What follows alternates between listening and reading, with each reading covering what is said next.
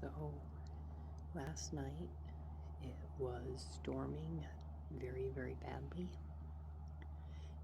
and about 8 o'clock at night, and I got completely soaked.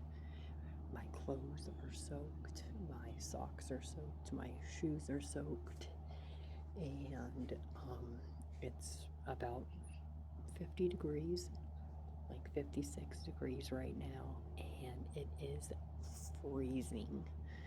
I still don't have my debit card. I still don't have my Colorado ID, so I can't get a motel room. And for some reason, my Airbnb app is not working.